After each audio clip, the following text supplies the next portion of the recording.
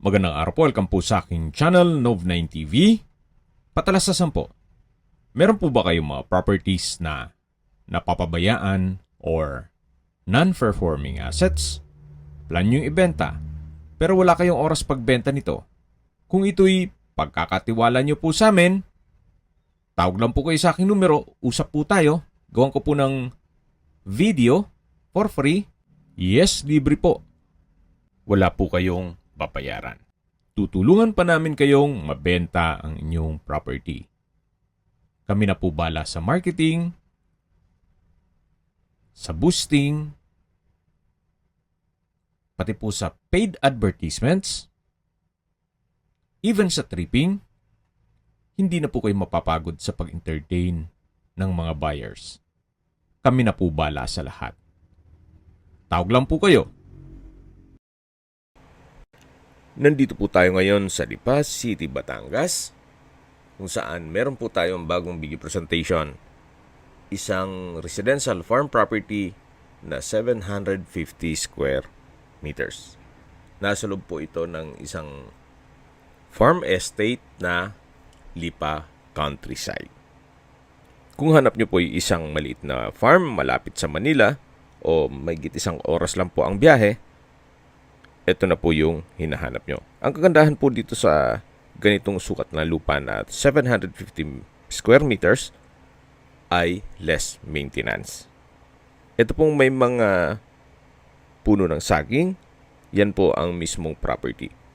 Then may ilang puno ng nyog sa loob nito at patag naman po ang lupa. Napaganda rin po nito para sa inyong retirement, gawa ng malapit po sa lahat. Mamaya po sa distance, location at travel time pag-usapan natin kung ano man ang mga malapit na establishments dito sa area. Tungkol man po sa tubig at kuryente, kahit internet provider, meron na rin po. Gawa ng may ilang mga bahay bakasyonan na rin po dito sa loob ng farm estate. Yan po, tunghayan nyo po itong napagandang lupain kung saan napakatahimik po ng lugar, sariwa ang hangin, at malamig po ang klima. Ang Lipa City po ay isa sa mga coolest city dito sa Pilipinas. Ito po ay nasa mataas na lugar. Ang estimated elevation above sea level ay 1,198 feet. Tungkol naman po sa dokumento nito, ito po ay titulado, buhay po ang may-ari, kaya wala po kayong maging problema sa documentation o sa transfer ng title. Reason for selling o bakit binibenta?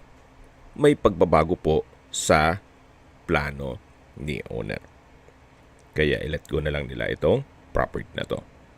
At kung sakali man na ang interested buyer ay nasa Amerika, mas mapapabilis po ang inyong transaksyon gawa ng nandyan din po siya.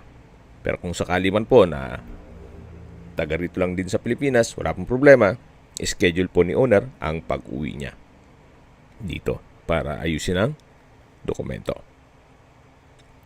Okay, sa distance, location at travel time portion na po tayo. Napakalapit lang po nito sa Balete Exit Startol. Kaya mula Metro Manila, SLEX, Startol, then exit lang po yung Balete. 5 minutes drive lang po, nandito na po kayo. Ganun po kaganda ang property. Kaya hindi po kayo ma-stress sa traffic. At mula naman po sa highway, ang distance is 1.4 kilometers at ang travel time is 4 minutes. Mula naman po sa Reza Mall, ang distance is 3.2 kilometers at ang travel time is 7 minutes. Mula naman po sa SNR Membership Shopping, ang distance is 5.3 kilometers at ang travel time is 12 minutes. Mula naman po sa SM Lipa, ang distance is 7.3 kilometers at ang travel time is 16 minutes. Mula naman po sa Hospital ng Lipa, ang distance is 6.5 kilometers at ang travel time is 13 minutes. Yan po yung lagi kong binabanggit sa inyo na dapat nyo i-consider sa paghanap ng property, yung meron pong malapit na hospital. Hindi ko noon po sinasabing sakit din kayo. Yan naman po ay for emergency purpose lang naman. At mula naman po sa Lipa Public Market, ang distance is 9.1 kilometers at ang travel time is 20 minutes kasama na ang traffic. Mula naman po sa Manila o sa airport, ang distance is 73 kilometers at ang travel time is 1 hour and 14 minutes. Okay, sa presyo na po tayo. Binebenta po ito ni owner sa halagang 5 million pesos net. Ibig pong sabihin, si buyer po ang sasagot sa lahat ng taxes at expenses with regard to documentation. Kung may mga katanungan po kayo, tawag lang po kayo sa aking numero. At sa mga kababayan naman natin na sa ibang bansa, meron po akong Telegram. Sa mga iPhone user naman, may iMessage. Meron din pong Imo, Skype, Viber at WhatsApp. Same number lang po, 0917-316-3399. Sa mga nagtatanong naman po ng aming Facebook, meron po aming Facebook page na Nov9TV at Facebook Real Video. Meron din pong TikTok at Instagram. May ibang YouTube channel po kami, the Nov9TV channel, Nov9TV Listings, Nov9TV On The Spot, Nov9TV Updates, at Nov9TV House Rental. Sana po naibigyan nyo ang video presentation. Paki-like and subscribe na lang po sa aking channel para ma-update din po kayo sa aking future listings. Kung sakali po hanap nyo yung mas malaking sukat ng lupa, meron din po kami ibang listings na pwede nyong pagpilian. Huwag po kayong mag-atubiling tumawag sa amin. Then, let us know your budget para malaman namin kung anong property pwede naming ilog sa inyo. Sa lahat pong viewers, subscriber at nagtiwala po sa amin, salamat po sa suporta.